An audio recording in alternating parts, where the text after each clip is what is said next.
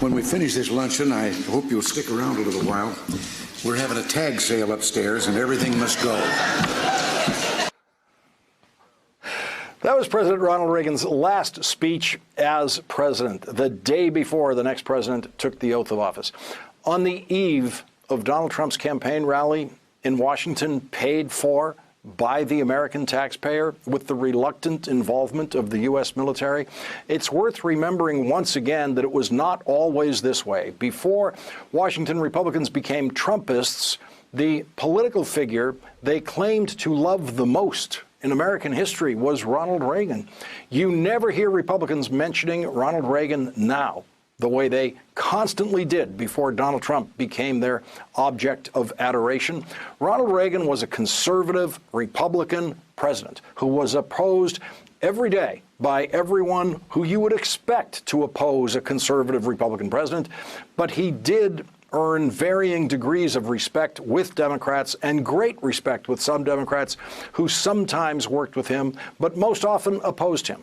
On his final day in office, President Reagan gave the Presidential Medal of Freedom to one of those Democrats, Mike Mansfield, who served as the Senate Majority Leader longer than anyone in history. Ronald Reagan knew what almost every politician in those days knew, which was when to drop partisan rhetoric, something Donald Trump will never learn, which he will once again demonstrate tomorrow.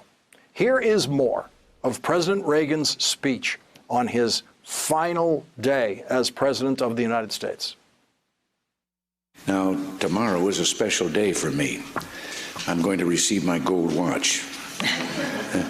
And since this is the last speech that I will give as president, I think it's fitting to leave one final thought, an observation about a country which I love.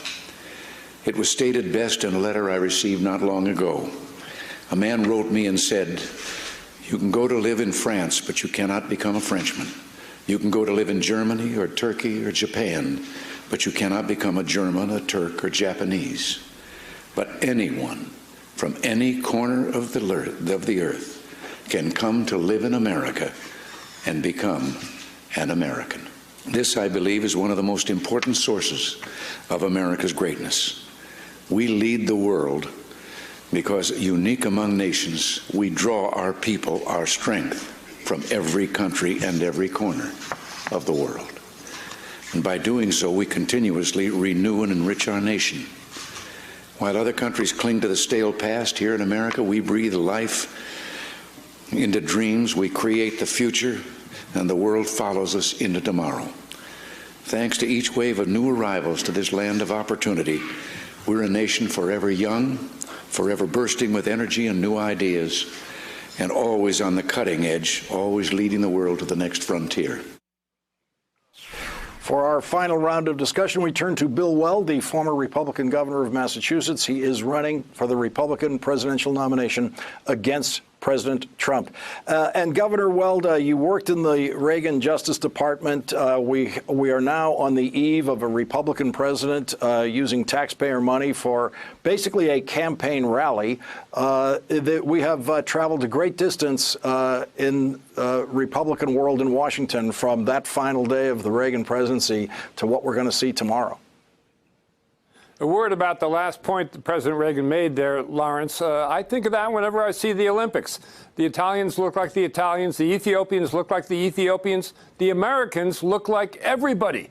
Same point. Same point.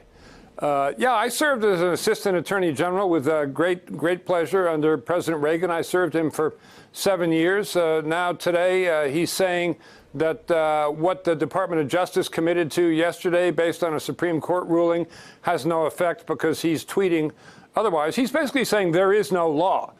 He's left any pretense of observing the rule of law. He's saying I, the president, am the law, and we're getting pretty far down that road of what I would call the death throes of democracy. If you look at ancient Rome, you know, the generals would go have a triumph in Britannia, in Germania. They'd come back and have a big triumph, a parade called the Triumph in Rome. At least they paid for them themselves. Even Julius Caesar did that. He might have had to borrow the money from Crassus, but he paid for it. And that's bread and circuses, and that's the road the president seems to want to take us down. Governor, you just made a bunch of references that Donald Trump's not going to understand, so you're going to have to bring it down for him if you're trying to get through to him. But I do want to get your reaction to what we saw in the Justice Department today. This is an extraordinary moment where a federal judge is saying to Justice Department attorneys, what did the President of the United States say today? And none of the legal minds involved could explain to the judge what the President meant by what he said. Well, of course they didn't want to even try to do that, because the president said that what happened in the Supreme Court and what his Justice Department had represented at the court was fake. F-A-K-E. If you read the tweet, it's in capital letters. The reason it's fake is because it's not what Donald Trump wants to have happen, because he wants the world to conform with what's going on in his head. And that all too often has very little to do with the reality of what's actually going on out in the world with institutions like the Supreme Court of the United States, the United States Department of Justice, the people in charge of the border who are holding children in cages smelling of feces and urine. Does the president really think that's going to improve his image in the mind's eye of the country?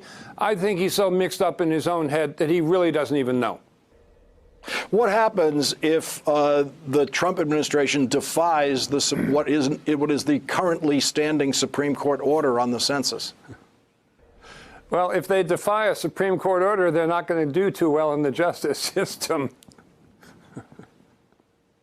But would they be able to go forward in some way with a census, even when the Supreme Court is saying, no, you can't do it that way? No, they'd run back to the Supreme Court and say, we want a clarification, and we want to try to overrule this, overturn it, persuade you to do otherwise, like a petition for rehearing. But the department and all its representatives committed in court that they were not going to have a census question, that it was, part of the effort to suppress voting. This administration seems interested in suppressing voting in any jurisdiction where there's a substantial non-white population. It's the opposite of what they should be doing. Thanks for checking out our YouTube channel. Subscribe by clicking on the button below for more from The Last Word and the rest of MSNBC.